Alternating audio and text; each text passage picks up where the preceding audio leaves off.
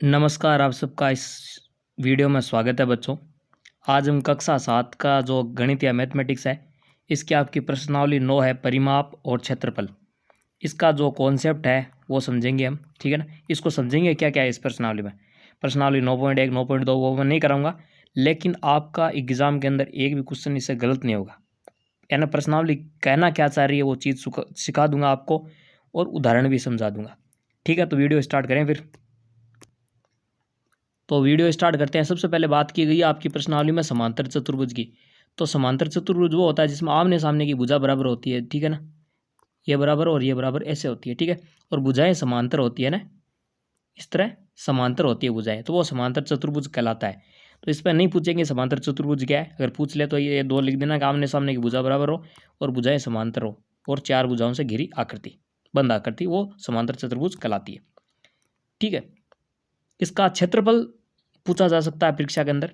तो समांतर चतुर्भुज के क्षेत्रफल का सूत्र होता है आधार गुणा ऊंचाई, ठीक है। एक उदाहरण समझते हैं। ये एक समांतर चतुर्भुज है, ठीक है, इस तरह होता है, ठीक है। ये थोड़ा टेढ़ा होता है समांतर चतुर्भुज ऐसे, ठीक है।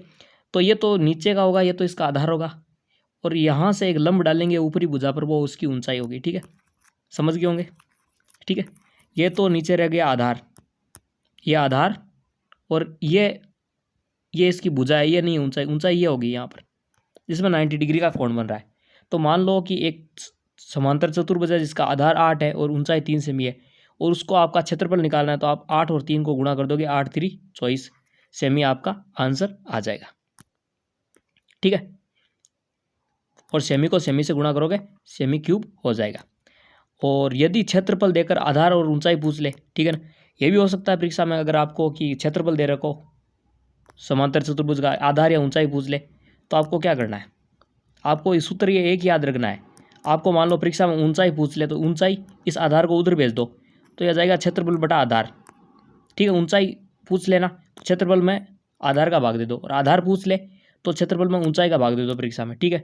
मान लो कि क्षेत्रफल दिया आ गया आपको 24 सेमी क्षेत्रफल दिया आ गया, या 30 सेमी क्षेत्रफल आ गया, और ऊंचाई 10 सेमी दिया, तो 10 का भाग देंगे तो इसका आधार आ जाएगा 3 सेमी, ठीक है। इस तरह आप कर सकते हो। आधार पूछ ले तो क्षेत्रफल में ऊंचाई का भाग दे दो, और ऊंचाई पूछ ले तो क्षेत्रफल में आधार का भाग दे दो। तो ये हो गया आपका समांतर चतुर्भुज। उसके बाद आपकी बात की गई है त्रिभुज की। तो त्रिभुज है, 3 भुजाओं से घिरी बंद आकृति है, वो त्रिभुज कहलाती है। इसमें आपका दे रखा है क्षेत्रफल, और त्रिभुज के क्षेत्रफल का सूत्र यह होता है 1/2 गुणा आधार गुणा ऊंचाई, ठीक है। एक एग्जाम्पल के थ्रू समझते हैं कि यदि एक त्रिभुज का आधार 5 सेमी है और ऊंचाई 3 सेमी हो, तो क्षेत्रफल ज्ञात करें। कुछ नहीं करना, क्षेत्रफल बराबर 1/2 गुणा आधार गुणा ऊंचाई, ये सूत्र है। आधार और ऊंचाई का को गुणा कर दो, 2 का भाग दे दो। 1/2 का मतलब क्या होता है, इंटू 5 इंटू 3। इसका मतलब होता है कि इस 5 और 3 में लगेगा, एक में तो 2 का भाग लगेगा, 1/2 आएगा, एक लिखो ना लिखो, सीधा 2 का भाग इसी में लगेगा, ठीक है ना। तो 5 3 15, 15 को गुणा किया, 2 का भाग लगा, 7.5 सेमी स्क्वायर क्षेत्रफल आ गया, ठीक है। किसका, त्रिभुज का, है ना, कि 5 और 3 को गुणा कर दिया और 2 का हमने भाग लगा दिया, क्या आ गया त्रिभुज का क्षेत्रफल। अब मान लो कि त्रिभुज की ऊंचाई पूछ ले, ऊंचाई पूछ ले तो ऊंचाई का सूत्र होता है 2 इंटू क्षेत्रफल बटा आधार। ये कैसा है सूत्र, तो ऊंचाई किधर दे रखी है सूत्र में, यहाँ दे रखी है, ये रही ऊंचाई, तो इस आधार को उधर भेज दो। ये आधार इधर गुणा में, तो उधर जाकर बट्टा भाग में हो जाएगा आधार, ठीक है। ये बट्टा में 2 उधर तो गुणा में हो जाएगा, यानी 2 ऊपर जाकर गुणा होगा क्षेत्रफल के, और आधार नीचे चला जाएगा। तो इसका सूत्र हो जाएगा, ऊंचाई का होगा 2 गुणा क्षेत्रफल बटा आधार। जैसे कि मान लो एक क्वेश्चन आ गया परीक्षा के अंदर, एक त्रिभुज का क्षेत्रफल इतना है 20 सेमी स्क्वायर, तथा इसका आधार 5 सेमी है, तो इसकी ऊंचाई बताओ। तो ठीक है, ऊंचाई का सूत्र होता है 2 इंटू क्षेत्रफल बटा आधार। 2 क्षेत्रफल कितना दे रखा है 20 सेमी, तो 20 सेमी रख दिया, और आधार कितना दे रखा है 5 सेमी, 5 से काटोगे 4 आएगा, 4 को 2 से गुणा करोगे 8 सेमी इसकी ऊंचाई आ गई, ठीक है। इसी तरह इसका आधार भी पूछ ले तो 2 इंटू क्षेत्रफल बटा ऊंचाई का भाग दे देंगे, ठीक है। अगर आधार पूछेगा परीक्षा में, तो उस त्रिभुज का आपको क्षेत्रफल दिया होगा और ऊंचाई दी होगी, तो क्षेत्रफल को 2 से गुणा कर देंगे और ऊंचाई का भाग दे देंगे। और अगर ऊंचाई पूछ ले तो क्षेत्रफल को 2 से गुणा कर देंगे, ऊंचाई का भाग आधार का भाग दे देंगे, ऊंचाई पूछेगा तो, ठीक है। तो ये हो गया त्रिभुज के बारे में। अब बात करते हैं बच्चों परिधि की। तो परिधि क्या होती है, वर्ताकार क्षेत्र के चारों ओर की दूरी परिधि कहलाती है ना। एक वर्ताकार क्षेत्र है, गोलाकार, ठीक है, वर्ताकार, वर्ताकार क्षेत्र है, ठीक है ना। ये बना नहीं है पेन से, एकदम वर्ताकार, ठीक है, ऐसे होता है एकदम वर्ताकार। यहाँ से शुरू करें और यहाँ आकर घूमता घूमता यहाँ तक आए, ये दूरी क्या कहलाती है? परिधि कहलाती है। तो वृत्त की परिधि के सूत्र होते हैं बहुत सारे, ठीक है ना। एक तो होता है इसको बोलते हैं पाई डी या पाडी, पाडी मारवाड़ी में कहते हैं, ठीक है ना, राजस्थानी में कहते हैं, वैसे पाई डी होता है, इसको हंसी मजाक में पाडी कह देते हैं, पाई डी होता है ये। तो डी होता है वृत्त का व्यास। व्यास क्या होता है? व्यास ये होता है कि बीचों बीच गुजरने वाली एक लंबी रेखा होती है, वो व्यास होती है, ये बिंदु है, और यहाँ से जो रेखा गुजरती है वृत्त का, ये व्यास कहलाती है। ये आर त्रिज्या और आर त्रिज्या है ना, 2r त्रिज्या, और ये पूरी क्या है? व्यास है, और ये इसकी त्रिज्या आदि आदि, ठीक है। तो डी बराबर होती है वृत्त का व्यास, और डी बराबर होता है 2 गुणा आर, यानी त्रिज्या होती है, त्रिज्या का डबल होता है व्यास, यानी 2 आर इधर वाली, तो 2r कहते हैं इसको, डी बराबर 2r होता है। तो इसका एक तो सूत्र हो जाएगा पाई डी, एक हो जाएगा 2 पाई आर। 2 पाई आर क्यों? क्योंकि 2r क्या है? डी की जगह मान रख देंगे, और तो ये हो जाएगा 2 पाई आर, ठीक है। 2 याद रखो, या फिर आप ना ऐसे भी लिख सकते हैं पाई डी बटा 2, डी के अंदर 2 का भाग लगा दोगे तो भी त्रिज्या आ जाएगी, या 2 पाई आर कर दो, 2 पाई आर सही रहेगा, इसको छोड़ो आप, ज़्यादा दिमाग खराब होगा। तो 2 पाई आर सूत्र होता है या पाई डी होता है।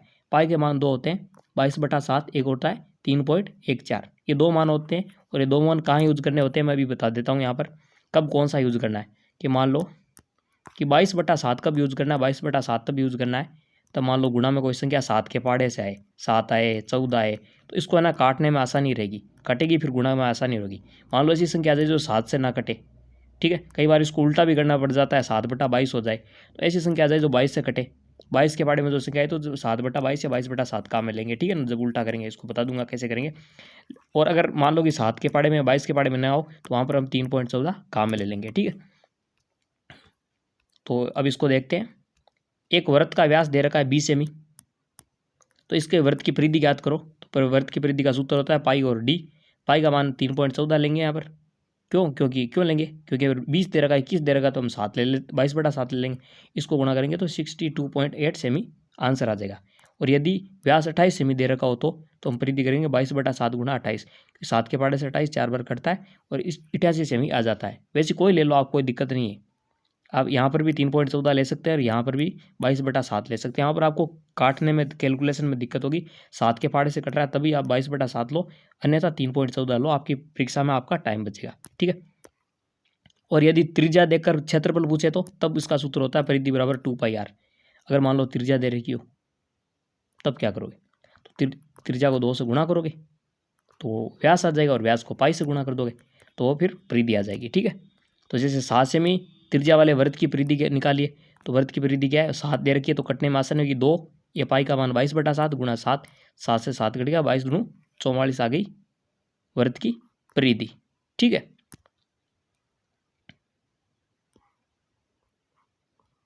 यदि परिधि देकर व्यास पूछे तो, जैसे एक प्रश्न है 21 सेमी परिधि वाले वृत्त का व्यास निकालिए, तो परिधि का सूत्र होता है पाई डी। 21 क्या दे रखी है? परिधि दे रखी है, पाई का मान है 22/7 और डी हमको निकालना है। डी हमको निकालना है तो इसको उधर भेज दो, इसको उधर भेजोगे तो इस तरह आ जाएगा 21 गुणा 7/22 आ जाएगा, 6.68 हो जाएगा, ठीक है। या फिर आप 3.14 मान रख दो, 3.14 इंटू डी, और 3.14 को इधर भेजोगे तो इधर गुणा में इधर जाकर भाग में हो जाएगा, और इसको इधर भेज रहे हो 22/7 को तो 7 भाग में है, 7 यहाँ जाकर गुणा हो गया, और 22 ऊपर है तो ये नीचे भाग में चला गया, गुणा में वो भाग में चला जाता है। जब बराबर के इस ओर या इस ओर भेजते हैं तो गुणा वाला भाग हो जाता है, भाग वाला गुणा हो जाता है, ठीक है। तो ये 6.68 सेमी आ जाएगा आंसर, चाहे आप 22/7 लो या 3.14 लो। अब मान लो परिधि देकर त्रिज्या पूछ ले तो परिधि का सूत्र होता है 2 पाई आर। ये आर हमें निकालनी है इसलिए इधर रखा, इस 2 पाई को उधर भेज दो, ठीक है। तो परिधि के अंदर 2 पाई का भाग लगाओगे तो आर आ जाएगी। जैसे 44 सेमी परिधि वाले वृत्त की त्रिज्या ज्ञात करनी सूत्र आ जाए एग्जाम के अंदर, तो आर बराबर यह सूत्र लगेगा परिधि कितनी है? 44 दे रखी है प्रश्न के अंदर, और नीचे हो जाएगा 2 गुणा 22/7, ठीक है। 22/7 लिया और इसको ऐसे लिख सकते हैं 44, ये 7 ऊपर भेज दो भाग में, 44 गुणा 7, 2 इंटू 22, 22 के पहाड़े से कट जाएगा 2 बार, 7 दूनी 14, ठीक है। यहाँ पर 2 आएगा, और 14, 7 दूनी 14, 2 से काट दो 14 को तो 7 सेमी आ जाएगा। अगर परिधि देकर वृत्त की त्रिज्या पूछी तो 7 सेमी उत्तर आ जाएगा, ठीक है। अब आगे चलते हैं इसके अंदर। अब अगला टॉपिक हमारा इसका लास्ट वो है वृत्त का क्षेत्रफल। वृत्त के क्षेत्रफल का सूत्र होता है पाई आर स्क्वायर। जैसे एक प्रश्न है 4 सेमी त्रिज्या वाले वृत्त का क्षेत्रफल ज्ञात करो, ठीक है ना। तो 4 सेमी या 7 से कटने वाली कोई संभावना है नहीं, तो इसका होता है, इसका आर स्क्वायर का मतलब होता है उस संख्या को 2 बार गुणा करना। जैसे 4 स्क्वायर आ गया, इसका मतलब हो गया 4 × 4, 4 चौक 16 होता है, 16 आ गया। ये पाई का मान है 3.14, इसको गुणा करेंगे 43.96 सेमी स्क्वायर, इसका आंसर आ गया। ठीक है, एक प्रश्न और ये भी देखते हैं। 7 सेमी त्रिज्या वाले वृत्त का क्षेत्रफल ज्ञात करो, तो अब की बार 22/7 ले लेंगे और 7 स्क्वायर होता है 49, 49 को 7 से काटेंगे, फिर से 7 आ जाएगा, 7 को 22 से गुणा करेंगे, यह जाएगा 154 सेमी स्क्वायर। सेमी को सेमी से गुणा करें तो सेमी का स्क्वायर लग गया। ठीक है, 7 के पाड़े में आए तो 7 के पाड़े में तो बस 22/7 ले लो, और ऐसी संख्या आ जाए जो 7 से ना कटे तो फिर आप 3.14 ले सकते हैं। ठीक है, अब वृत्त की त्रिज्या निकाले, यदि क्षेत्रफल दिया हो तब इसका सूत्र होता है वृत्त की त्रिज्या का अंडररूट वर्त का क्षेत्रफल बटा पाई, अंडररूट वर्त का क्षेत्रफल बटा पाई सूत्र होता है। यह सूत्र आया कैसे आप पूछेंगे, ठीक है ना। वर्त का क्षेत्रफल बटा पाई और ये रूट कैसे लगा, तो वर्त का क्षेत्रफल का सूत्र क्या होता है, पाई आर स्क्वायर होता है। ठीक है, तो अगर मैं पूछ दूँ आर स्क्वायर बराबर क्या होगा, आर स्क्वायर बराबर होगा क्षेत्रफल बटा पाई, और आर स्क्वायर का स्क्वायर हटाएंगे तो ये रूट आ जाएगा। ठीक है, यहाँ पर जैसे एक एग्जाम्पल है 154 सेमी स्क्वायर वर्त वाले वृत्त का, ये क्या है, वृत्त का क्षेत्रफल है 154 सेमी स्क्वायर, तो उसकी त्रिज्या बताइए, तो त्रिज्या का सूत्र आता है वृत्त का क्षेत्रफल बटा पाई। ठीक है, और आपकी 7वीं क्लास से इतना हार्ड नहीं देंगे, तो आपको जो ये संख्या देंगे यहाँ पर वृत्त का क्षेत्रफल देंगे वो 7 के पाड़े से कटने वाली देंगे। ठीक है, 7 के पाड़े से नहीं, सॉरी 7 के नहीं 22 के पाड़े से। क्यों, क्योंकि जब हम पाई का मान रखेंगे वैसे 3.14 का विभाग दे सकते हैं, तो यहाँ वृत्त का क्षेत्रफल आ जाएगा 154 सेमी, और पाई का मान 22/7 रख दिया है, 7 क्या है भाग पर है तो ये उधर चला जाएगा गुणा में, तो ये हो जाएगा 154/22 गुणा 7, ये 22 के पाड़े से कट जाएगा, 7 आएगा, और 7 को 7 से गुणा करेंगे तो ये आ जाएगा 7 × 7 गुणा 7 49 आ जाएगा, तो 49 है ये। ठीक है ना, ये रूट में है, इस रूट को हटाएंगे ना तो एक 7 कम हो जाएगा। ठीक है ना, एक साथ हमेशा रूट हटा दे तब कम हो जाता है। यहाँ पर 7 × 7 है, मान लो 4 × 4 होता और रूट में होता, इस रूट को जैसे हटाएंगे ना तो एक जैसी संख्या में एक संख्या कट जाएगी, एक ही बचेगी, तो या 2 7 एक संख्या हटा दो, या 49 का जो रूट होता है वो 7 होता है, तो 7 सेमी इसका आंसर आ जाएगा। ठीक है, तो यह था आज का आपकी प्रश्नावली के बारे में। ठीक है, आज आपने पढ़ा परिमाप क्षेत्रफल समांतर चतुर्भुज का क्षेत्रफल बराबर होता है आधार × ऊंचाई, इस सूत्र से निकाल सकते हैं, और आधार पूछा हो तो क्षेत्रफल बटा ऊंचाई, ऊंचाई पूछी हो तो क्षेत्रफल बटा आधार। उसके बाद हमने त्रिभुज की बात की थी, उसका सूत्र होता है क्षेत्रफल का 1/2 × आधार × ऊंचाई। ठीक है, और अगर मान लो ऊंचाई पूछे तो 2 × क्षेत्रफल बटा आधार, और अगर मान लो आधार पूछे तो 2 × क्षेत्रफल बटा ऊंचाई हो जाएगा। उसके बाद हमने वृत्त की परिधि पूछी थी, बताई थी, वृत्त की परिधि होती है पाई डी, डी होता है व्यास, या फिर होती है 2πr, क्योंकि डी बराबर होता है 2r, त्रिज्या का दुगुना है वो व्यास होता है।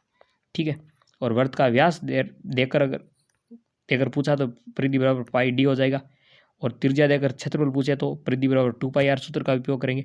उसके बाद हमने पूछा था कि यदि परिधि देकर व्यास पूछे, ठीक है, तो हम क्या करेंगे, डी बराबर परिधि बटा पाई कर देंगे। ठीक है ना, एन पाई को उधर भेज कर भाग लगा देंगे, और अगर परिधि देकर त्रिज्या पूछे तो ये 2π को उधर भेज देंगे, इसका सूत्र हो जाएगा r बराबर 2π परिधि बटा 2π।